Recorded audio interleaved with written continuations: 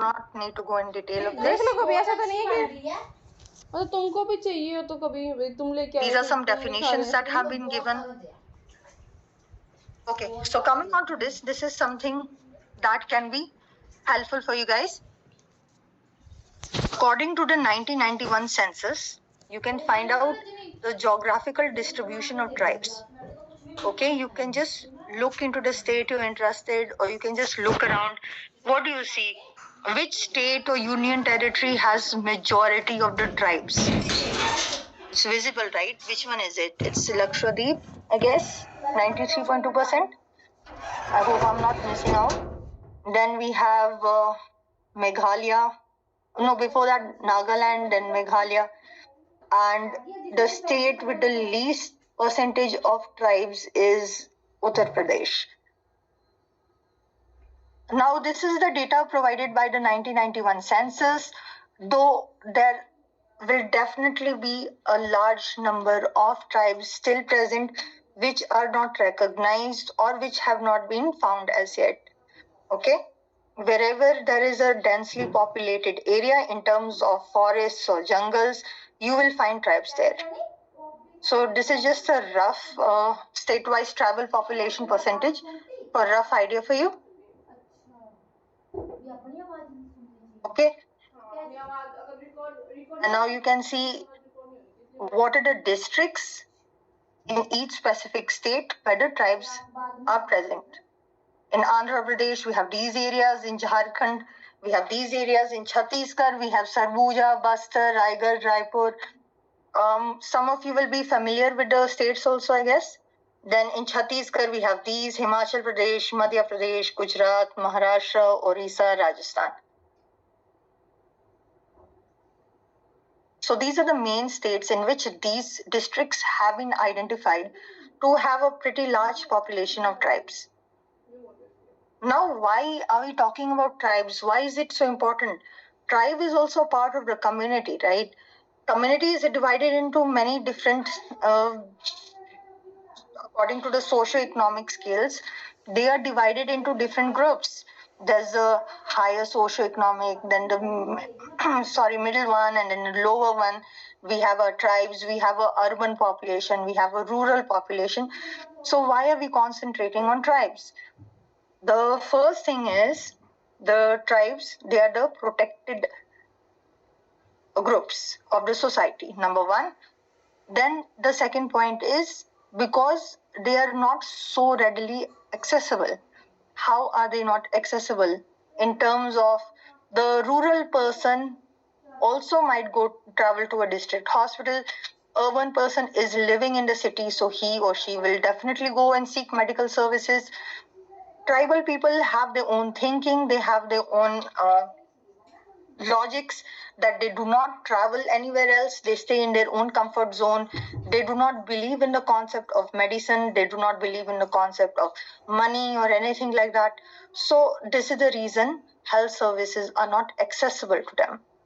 They stay in the jungles, in the forests and all. I'm talking about the most tribal places. Okay, so this is the reason health of them is very, very important. So let us quickly look into the health problems that are common to all the tribes across the country. Okay. The first one is a marked lack of health and medical services.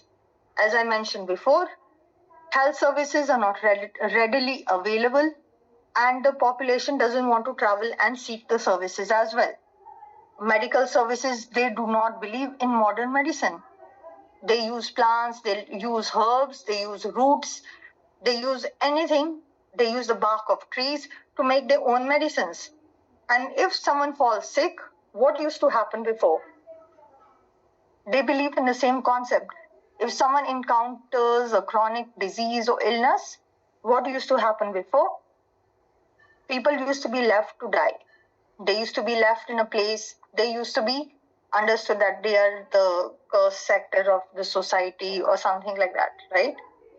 So there is a marked lack of health and medical services. Then there is a high degree of inbreeding, and that is the reason for the high prevalence of genetically inherited diseases. As the tribes, they stay together in one community. So what happens because of that? They marry within themselves in the same tribe, thus leading to a very high prevalence of genetically inherited diseases. Now, if you marry in the same community again and again across so many generations, everyone will be suffering from the same genetically inherited diseases, right? Now, most of the tribes, they have a high prevalence of goiter, especially amongst the women of childbearing age groups. They do not have any access to reproductive and healthcare services, checkups, nothing like that. And because of the habitation in hilly areas, there is a lack of access to seafoods. This is in some states. In the states that are near the water sources and all, there is no lack of access to seafoods. Mostly they derive their foods from the sea. Okay. Now, most of the tribes studied by anthropologists and voluntary organizations, they appear to have a few common practices regarding maternal and child care. Okay. So what happens is, the understanding is, the pregnant woman or the expectant mother is not supposed to eat a lot. That is very different to what we think, what the modern person thinks. You have to have a added nutritional substance in your food. You have to have added calories, energy, and everything in all the aspects, so the baby gets enough nutrition, right? But in their case, they think, because they do not go to hospitals for deliveries, they conduct their own deliveries, they conduct their own surgeries. So they think if the mother eats a lot and the baby is too large, then it would lead to what? We are familiar with the term of obstructed labor, right? So delivery would be difficult in case of a place in which there is no access to any modern medicine, any surgical equipment, and that might lead to the death of the mother. So this is their practice. So this is a very common health problem that is common to all the tribes across the country. Moreover, amongst most of the tribes, the following disorders and infections can be seen rapidly. Higher prevalence of anemia also has been seen because the day diet lacks the food sources rich in iron. Okay, so gastrointestinal disorders, particularly dysentery, parasitic infections, they're very common. So when these disorders happen in a particular population with no access to medicine or any regular checkup, what happens? It ultimately leads to morbidity, malnutrition. Okay, so diarrhea, dysentery, skin diseases, respiratory diseases are very, very common. Skin diseases can be, which ones do you think? They can be scabies. Okay, everyone is staying together in the same community, no proper access to hygiene. Diarrhea, dysentery happens. Why? Because of parasitic infections, eating raw foods, fruits. Okay, and what else happens? Nutritional problems also big issue. The population has been found to be deficient in A, B, and C vitamins that is so commonly available in our society. Okay? And if the mother is told that she's not supposed to eat much and all, so her baby doesn't grow large, what happens? The mother lacks the proper nutrition, then the baby also lacks it subsequently. Okay?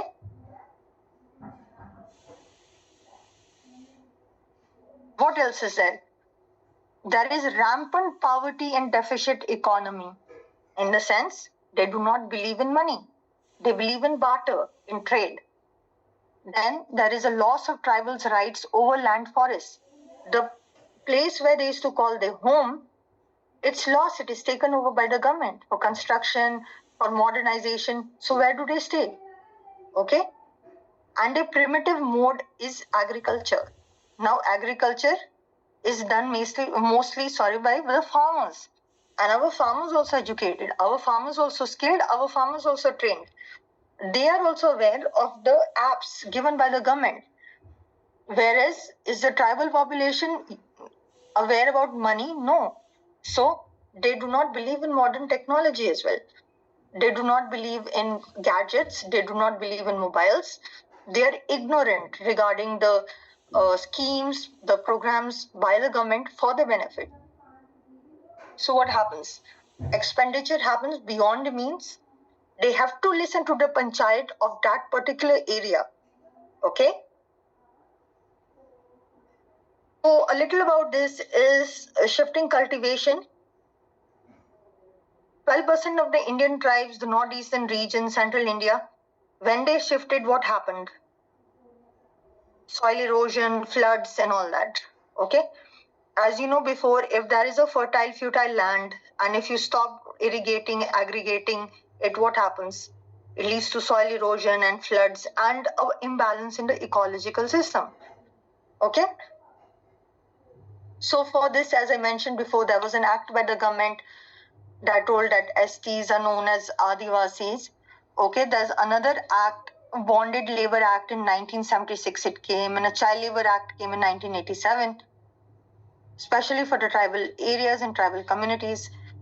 The other challenges we face are lack of education, because obviously they do not have their own schools. Everything they learn are skills that are passed on from generation to generation. Okay, industrialization and problems of tribes. As I mentioned, their land is being taken by the government because it is a barren land. It is a land, governmental land. So the government wants to develop that land. So where are the tribes supposed to go? Okay, that is a problem of a tribal forest, because they have to travel from one forest to another also subsequently. They can't stay in one forest forever. They have to migrate, since they do not deal with any transactions in the form of money, and communication is the major barrier of all. Okay, communication is a key barrier. If what happens when the Ministry of India, Ministry of Health, that's aspect, sends their teams. They send the teams to these tribal population to stay with them for 5 days, a week, not more than a week. Okay, so how do they do it? Someone from the ministry goes and interacts with the leader of the tribe. So the person, he is very vocal and he knows the local language of the tribes, so he can communicate.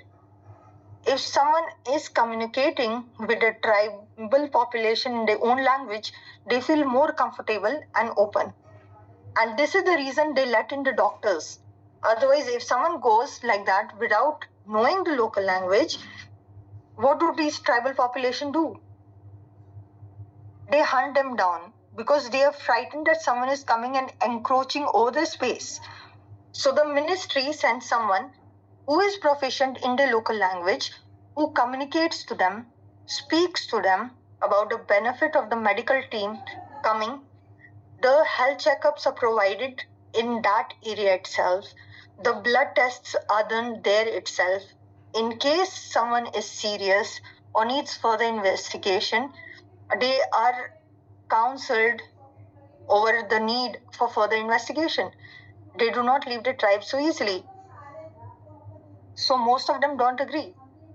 The few who agree have to be taken to the modern hospital, treated there, and sent back. But 90% of them don't agree. They do not want to leave the tribes. So communication is a major challenge. Okay.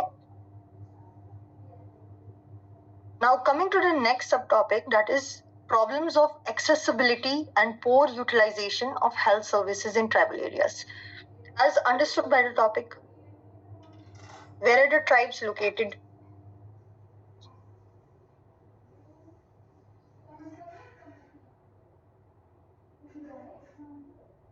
Tribes are located in difficult terrain, sparsely located forest, hilly regions. Okay, they are not in accessible regions. They can be in terrain areas, they can be in forest, they can be in hilly regions. So accessibility is a major issue then. Next, our sub-centers, PHCs and CHCs, they are known to be in the center, right? They are present in the rural area, they're present in the urban area.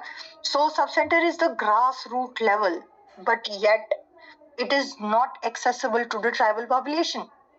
Okay, there is non-availability of service providers. Why? Even if the government sets up sub-centers in the areas near the tribal population where they are residing, nobody wants to join, which is understood.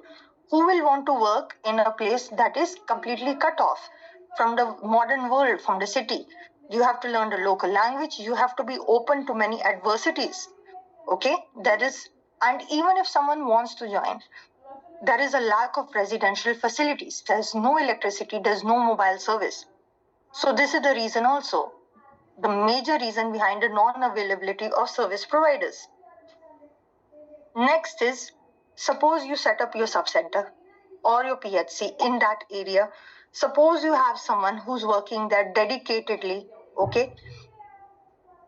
Amongst all the hardships, what happens if there is an emergency?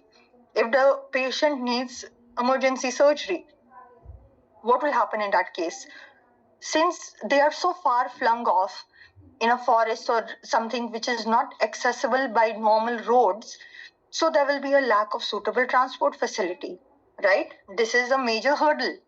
By the time they get the transportation, they transfer the patient, what will happen? The patient might die on the way. Next, lack of appropriate HRD policy. There is no appropriate HRD policy in place that will encourage or motivate the service providers to work in the tribal areas. Now, what happens? For the grassroots level, everybody is familiar with the term ASHA workers. ASHA workers, they get a incentive to reach out to the rural population to educate them. What do the ASHA workers do? They educate. It is not possible for a doctor to go and educate everyone. And even if we do, what happens in that case? People might not be so open to us. Why? ASHA worker is a member of the local community. They take her as their own. So they are open to work with her, right? To listen to her. She goes from house to house. She provides anti-malarial pills. She provides OCPs. She provides family planning services. She teaches them. She educates them. She can even provide vaccination in some diseases. So what happens in that case? People are open up to her. She gets an incentive, and that is the boost for her to carry on doing what she does. Now in tribal areas, there is no concept of ASHA worker or anyone. Even the service providers, if they had some incentive or something to motivate them, then maybe the case would have been different. Okay? Moving on, these all are the problems of accessibility and poor utilization of health services. Okay? So this is the second slide related to the same subtopic. Now NGOs. Anyone could have asked, what about NGOs? NGOs work everywhere. But NGOs also are not located in such far-flung areas. This is the reason also that the NGOs, by the time the NGOs find out also where the tribes are, they go and try to help. They have to get in contact with a local leader. The person must know the local language. How long will the NGO provide the services there? It is not possible for them to set up a running institution without electricity, without proper access to roads, the main roads and all. Okay? The next point is lack of integration with other health programs. Now we have NHM. Okay, you all are familiar with the term NHM. Under NHM, we have NRHM and NUHM. So each of our health program is integrated with one or the other. But we do not have any health program pertaining to the tribal population that is integrated with some other program. Okay? Or leave the program. We do not have any integration of developmental sectors also exclusively for the tribal areas. Now, we conduct many IEC activities, right? We conduct them at a high most level and we conduct them at a grassroots level as well. But the IEC activities that are designed, first what happened? They were designed in a local common language, that is English, a universal language, right? Once the IEC activity was prepared in English, it was then translated and pictures and all were added in to make it more interested, and it was translated in local languages. Keeping that in mind, the IEC material was used in rural population where it was very, very beneficial. Now, since we are not fluent with what the tribal practices are, with how the tribes are staying, so we cannot design any specific IEC material for them that they can relate to as well. Okay. Now, services, when we talk about services, they are not client friendly in terms of timing. Cultural barriers also inhibit the utilization. Okay, their culture might not allow them to take pills, it might not allow them to take injections, and also there is a lack of involvement of the local traditional faith healers. Okay. The next most important point is a weak monitoring and supervision system. For any program or scheme to be accomplished, to be successful, you need a monitoring and a supervision system, right? So since the tribal health lacks a proper definitive program, there is no monitoring and supervision system also in check. So now we come to RCH. What is the goal of RCH? To improve the health of the tribal population. One of the goals is to improve the health of the tribal population. So every program has objectives, strategies, okay? And then we will take a small example regarding RCH in Maharashtra.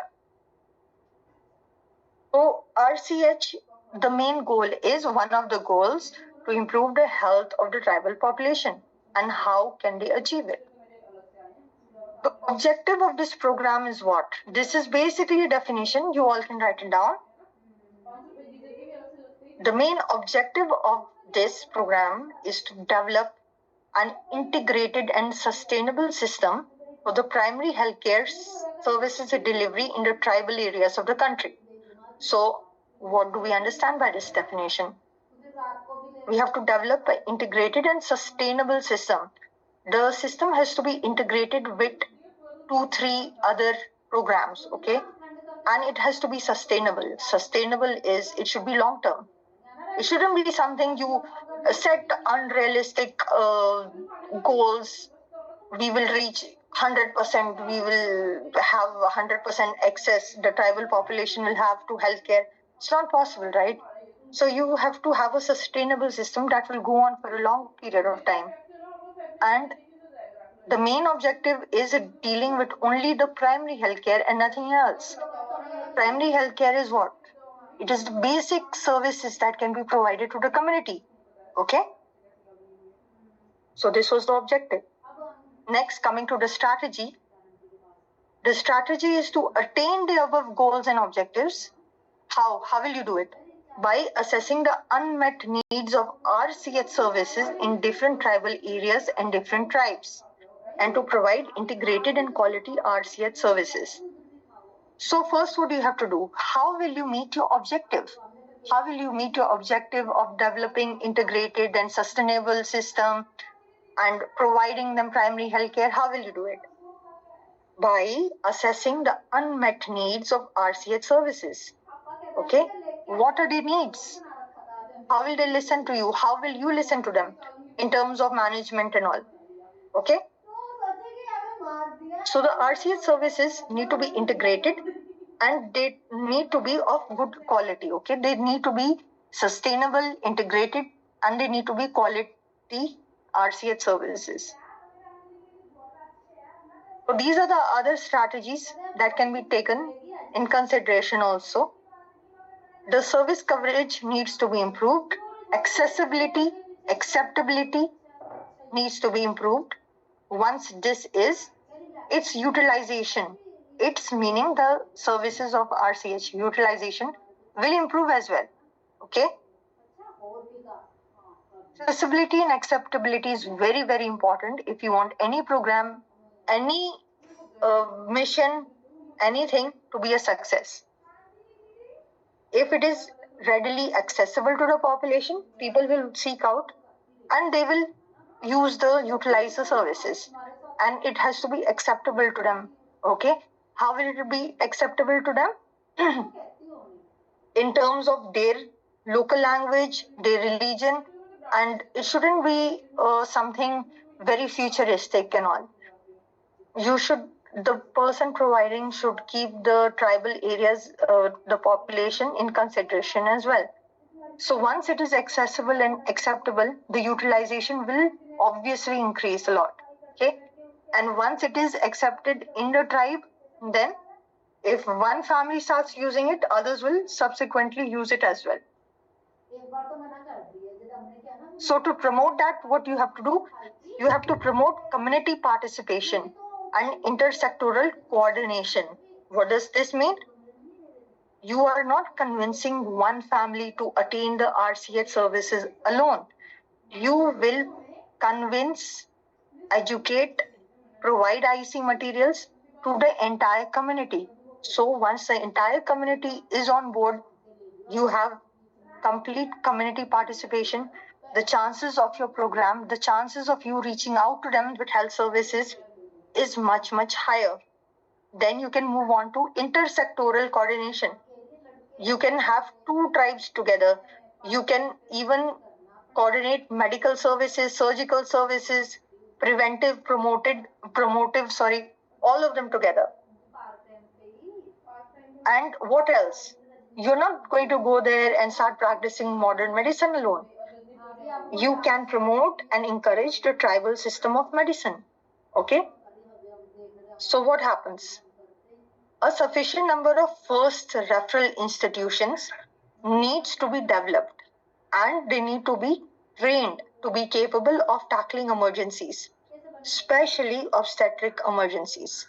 Why did I emphasize on this word, especially obstetric emergencies? Because in a specific tribe, the health and well-being of a mother is very, very important. And more than that is the value of her unborn child.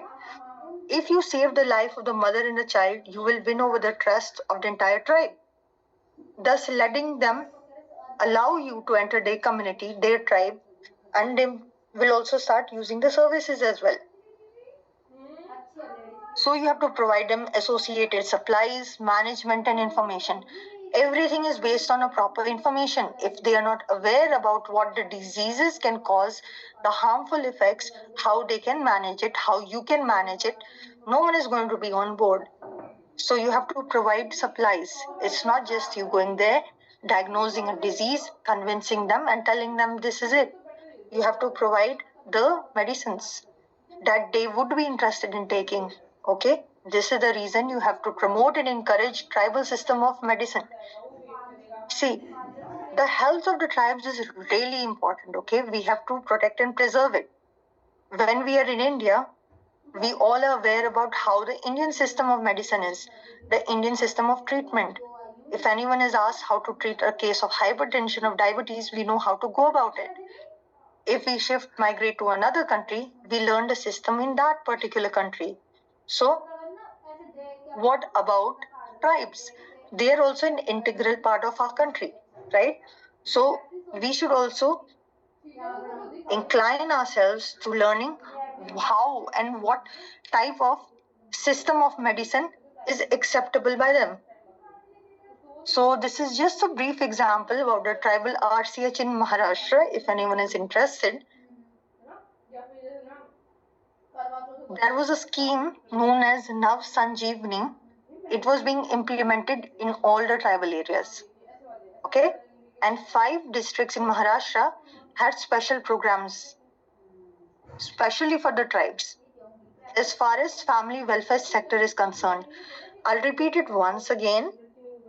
Family welfare, RCH, reproductive care, it's very, very important. If you are saving the life of the unborn child, okay, as I mentioned before, the tribal population is decreasing rampantly. So if you're protecting the life of the unborn baby, if you're helping her deliver a healthy baby, you can win over the trust of the entire tribe. So you can just write down the names of these schemes. These special schemes that are being carried on in Maharashtra, which is commendable. They are prepared for tribal areas, keeping the tribes in mind. Okay, you cannot design a universal health program and expect the tribal population, the rural and the urban, to use it together. When programs and schemes are designed for rural and urban populations separately, so how about the tribes? So let us familiarize ourselves with some of the terms. There's Matutva Anudan Yojana, then there's CME, Continuous Medical Education, through DIE meeting. Okay, you all know what DIEs are. DIEs are the ones also known as a midwife who helps in conducting the delivery. Then there is Pada Volunteer Scheme, Mobile Medical Squad, compensation for loss of daily wages, water quality monitoring. Okay, so these are some of the special schemes that have been prepared, keeping the tribal areas in mind. Moving on to another important subtopic, that is PPP. Nothing is possible for a smooth implementation of the program. What do you need? You need to have a strong PPP in place. That is your public-private partnership. The government cannot do anything alone. Neither the NGO can do it alone, nor the PHC, CHC can do it alone. Everything needs to be partnered together, right? So first and foremost, what should take place? In the tribal areas, NGOs should be mapped out. Okay, once they're mapped out, the credible NGOs with active clinical services, they should be enlisted. Okay, and they should be encouraged to take up the total responsibility of managing the RCHN health services in that particular subcenter, okay, or PHC or CHC, where the public health system is deficient or inadequate. This I'm speaking in terms of the tribal population. So let's just do a brief revision of this. Public-private partnership is very important, okay, especially in case, not especially in the tribal areas, but for any proper implementation of a program or scheme. So in this case, what happens? You have to map out the NGOs in that specific area. Then further, what will you do? You will find out the most credible NGOs that have active running clinical services as a backup, okay, that are active or as a backup. So then what you do? Then once they are enlisted, you give them the responsibility of managing RCHN health services. Done? Now the NGOs and corporate sectors also should work together. They should partner together. They should be encouraged to take upon the CBD projects. Okay? By doing what? By covering a block population. Start by covering a minimum of a block population. Then they can further on take on 2-3 blocks or a complete area. Okay? And what do they do then? They can coordinate mobile health services, which is very essential since the areas are far flung off, not very accessible to the hospitals. So mobile health services needs to be the first most priority. Counseling services should be readily available. There should be referral transportation. Awareness should be created, and there should be social mobilization. Okay? Furthermore, what can happen? NGOs and private nursing homes, they can be involved in the program as well. And there should be a specific framework of partnership. Along with that, accreditation methods can be followed for private and NGO operated facilities, and all of the facilities working together in coordination should follow a uniform reporting system known as a URS. Okay, all of them in this public-private partnership, they should follow. It is not like the NGO is working with a hospital and some other corporation and all of them are reporting diseases on their own in their own formats. That is not acceptable, and you cannot reach the conclusion also of the program. You cannot the community cannot benefit from it. So they should follow a URS, Uniform Reporting System, and a referral system as well. Okay. Plus, if the PHCs, if the CHCs are not well equipped, then there should be outsourcing or franchising of discrete services, especially diagnostics, to the NGOs and the private sectors. So every program has some laws. I mentioned some before. This is another very important law by the Constitution. It is included in Article 46 of the Constitution. And what does it say? It is basically to safeguard the tribal population. It is stated as the state shall promote with special care the educational and economic interests of the weaker sections of the people, and in particular of ST and SC, and shall protect them from social injustices and all forms of exploitation. So this is one article of the Constitution. Another one is Article 15, then we have Article 16, and Article 16, Section 4. So just a brief run through this slide. What does Article 15 mean? It prohibits discrimination on grounds of religion, race, gender, and place of birth. So nobody can be discriminated on the grounds of religion, race, gender, and place of birth. This is in specification to the tribal areas. If anyone does it, legal action can be taken against that person. Article 15 further states that the tribal population has free access to temples, hotels, schools, and all public places. Okay. Article 16 states that equal opportunities for employment and appointment is provided in the public as well as the government service or sector. Now we have Article 16, Subpart 4, that provides a reservation for jobs. It was 7% for STs. Now we have Article 17 that provides untouchability abolition. Okay, so this is just a brief of the articles. If you get a short note on tribal health, you can mention them. Coming to the type of diseases, we're ending our topic for the day with vector-borne diseases. Now, tribals, a little into the facts and data. Tribals constitute only about 8% of the population. Okay, so what does that mean? Out of our population, only 8% are constituted by the tribal population, right? And out of the 8%, they account for 30% of all the cases of malaria, out of which 60% are because of Plasmodium falciparum, and 50% cases often lead to mortality because of malaria. And why is that so?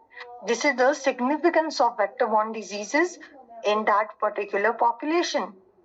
As I mentioned before, the habitat, the place they live, it is surrounded by greenery, forests, jungles. So what happens? They are exposed to mosquitoes, right?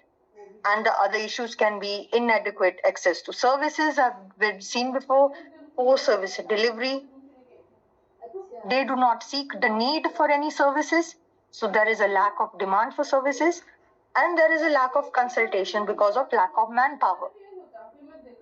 Okay, so our first most common encountered disease was vector-borne disease. Next we have sickle cell anemia. Sickle cell anemia, it is rampant in the tribal population. Why? The main reason being the practices of marriage. Okay, they all marry within themselves. This is a reason for high prevalence of genetic disorders among the tribal population. Okay. So along with that, there is a G6PD deficiency, and mostly where is it seen? In MP, Maharashtra, Tamil Nadu, Orissa, and Assam states. So before concluding,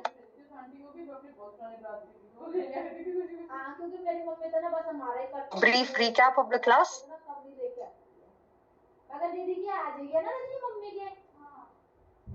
So tribal health was the topic. We went into the history. Okay. We looked into the definition.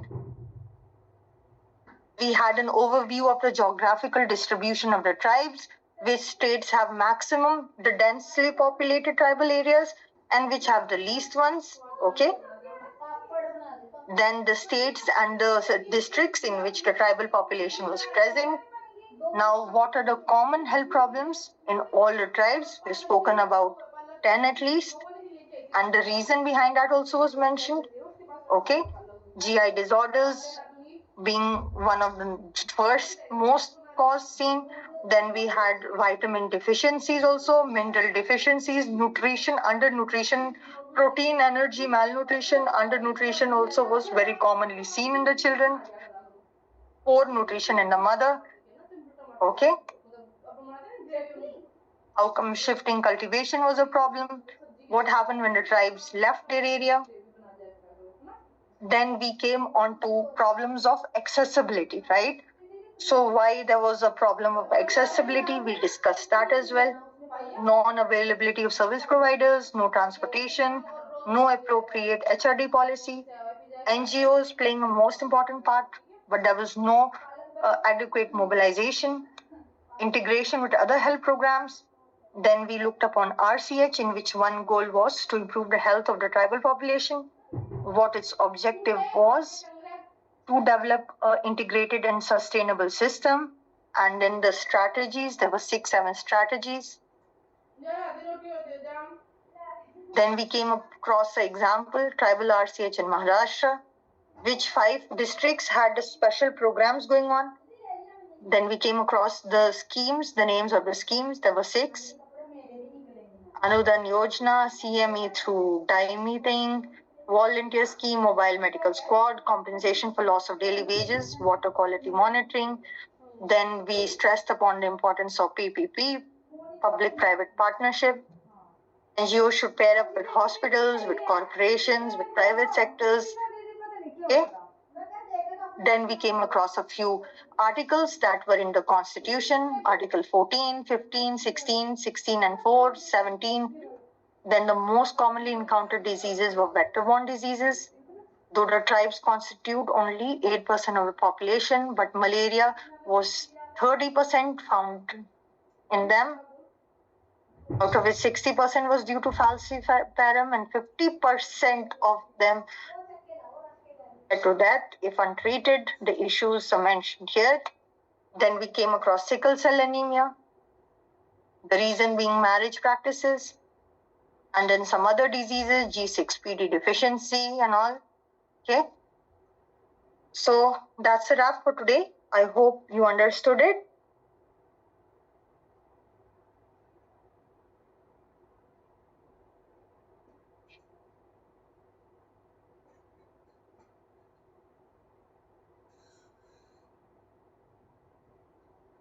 Are there any questions?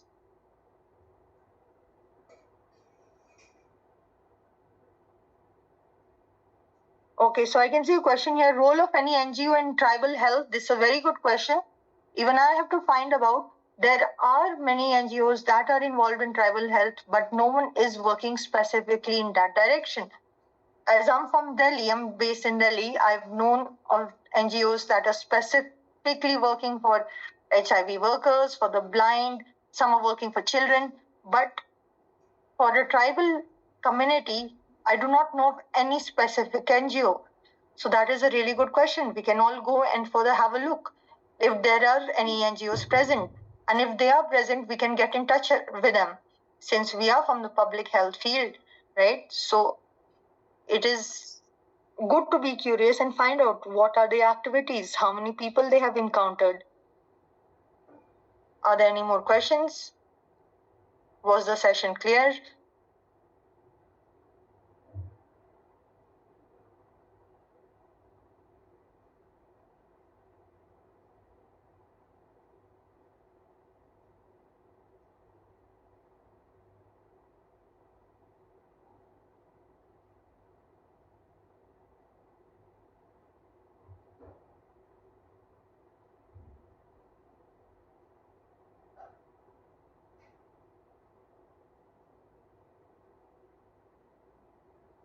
Oh, I don't think there are any more questions at the moment. Anyone wants to ask anything?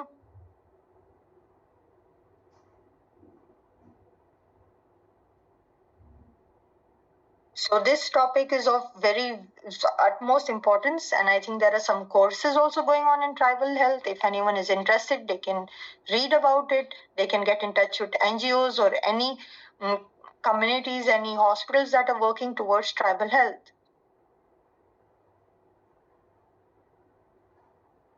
So if there are no more questions, I think we'll end the session. Yeah, ma'am. Thank you, trainees and faculty member, for joining the session. Thank you. Thank you so much.